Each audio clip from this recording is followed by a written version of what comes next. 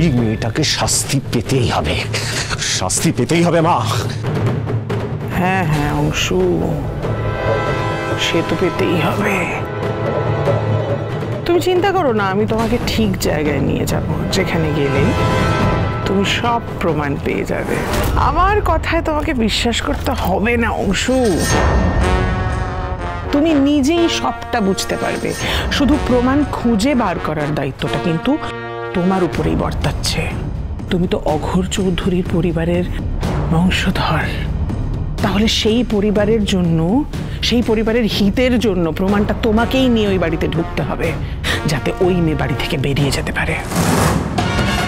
মা মা মা, আপনি আমায় দিশা দেখালেন। না না না, আমি এক মুহূর্ত সময় নষ্ট করব না। আমি যাব, গিয়ে সমস্ত প্রমাণ নিয়ে ফিরে আসবো। একদম একদম সেটাই করবে তুমি। সময় নষ্ট করাই যাবে না অংশু, যত সময় যাবে ওই মেয়ে ওই বাড়িতে গেঁড়ে বসে। না না না না না না, আপনি ভুল করছেন, ভুল করছেন। আমি গেঁড়ে বসতে দেব না। অঘোর চৌধুরীর বাড়িতে ওর কোনো ঠাঁই হবে না। ওর অসভ্যতা, ওর ঔদ্ধত্য সব ওর রক্তে আছে, রক্তে।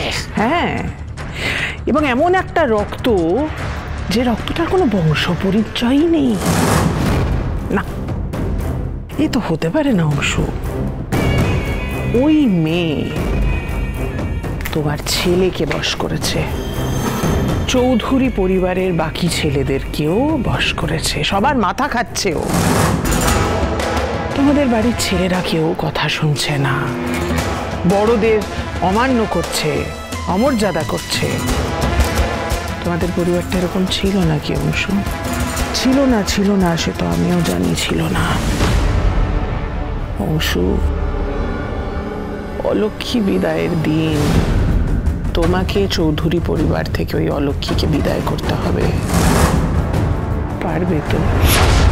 পারবো, পারতেই হবে, আমায় পারতেই হবে।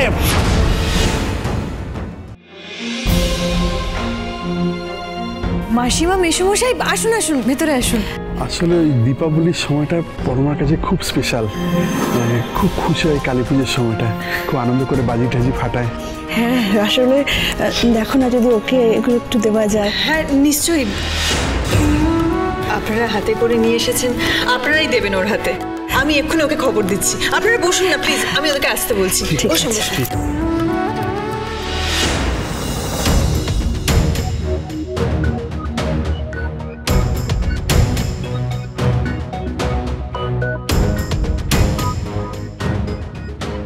আমার এখানে না থাকাই ভালো।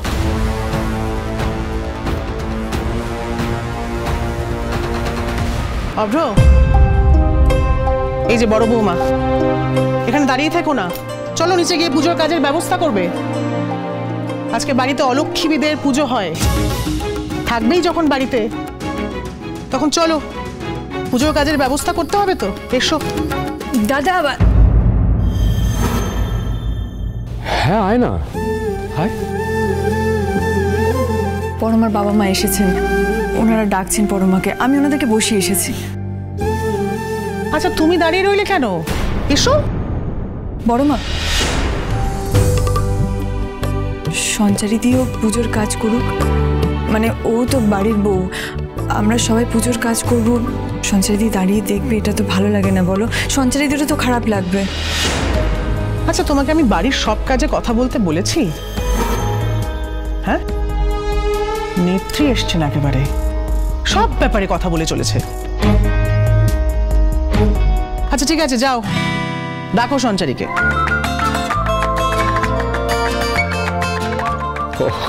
মেয়ে বটে একটা। কি হলো? তুমি হাসলে? হাসলাম? কোথায় হাসলাম দাদা? আমি হেসেছি? আমি হাসিনি তো, আমি হাসিনি। এই অভ্র, দিদি দিদি তুমি এখানে চলো, পুজোর কত কাজ বাকি, হাতে হাতে সেরে ফেলি। আচ্ছা কি মুশকিল, এরা পুজোর কাজে আমি কি করবো?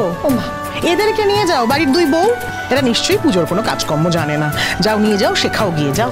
কেন কেন জানবো না?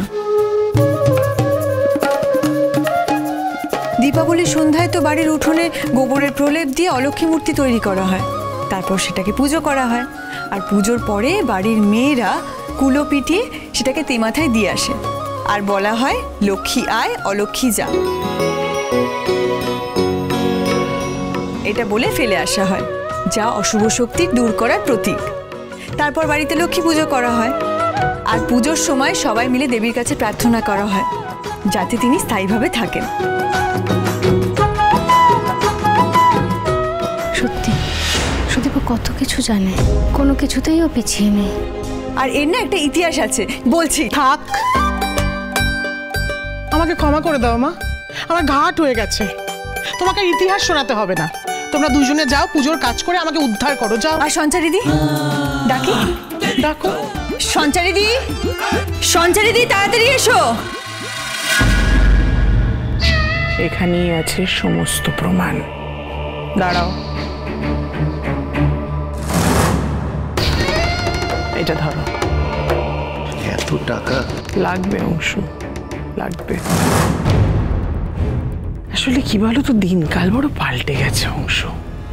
আজকাল টাকা পয়সা না পেলে মানুষ কোনো উপকার করতে চায় না, মুখই খুলবে না, দেখবে। আচ্ছা, আপনি আমাদের এত উপকার করছেন কেন বলুন?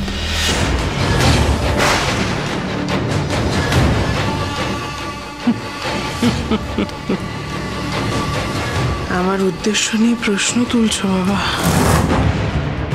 আমি তো তোমাদের হিতের জন্যই ভেবে ভেবে মরছি। দেখো অংশু, মানুষের কল্যাণের সামনে এই কটা টাকা তো মূল্যহীন।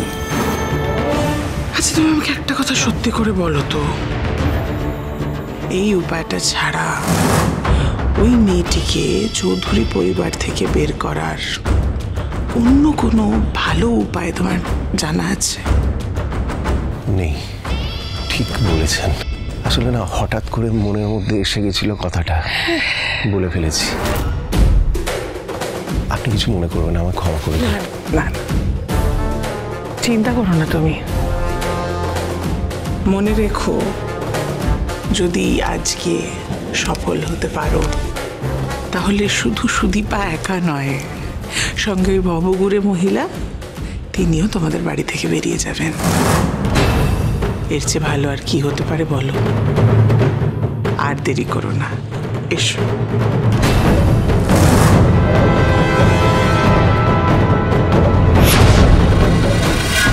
এই তো।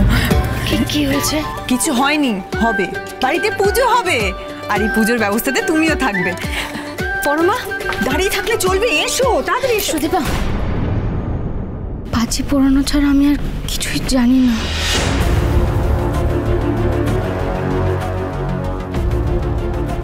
হ্যাঁ, আরে জানো না তো কি হয়েছে, জেনে যাবে, জেনে যেতে কতক্ষণ। আমাদের বাড়িতে পিসি পুজো করতো, আর এই পুজো করা তুমি পিসির কাছ থেকেই শিখেছি। বাবাও খুব উৎসাহ দিত। বাবা সকালবেলায় বাজি কিনে আনতো, আর সেই বাজিগুলো ছাদে রোদে দিত। আমি বাজি পোড়ানো ভয় পেলে বাবা আমার হাত ধরে বাজি পোড়াতো, খুব মজা হতো। এককালে কালী পুজো হতো আমাদের বাড়িতে, সারা পাড়া মহল্লা থেকে লোক আসতো। বাপ রে বাপ, আমার বাবা নিজে পুজো করতেন। আমার বাবা ডাক্তার ছিলেন, কিন্তু পুরোহিত। কি ভালো পুজো করতেন। আর পুজোয় সারা বাড়ি গমগম আলো দিয়ে সাজানো, সেই কি মজা, হই হই রে বাবা।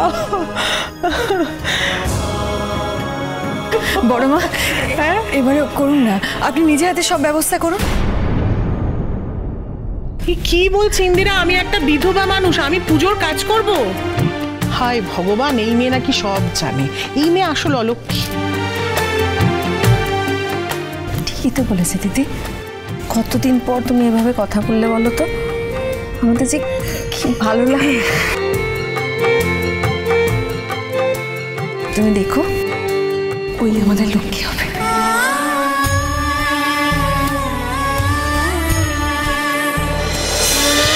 অনুরাগের ছোঁয়া, অনুরাগের ছোঁয়া।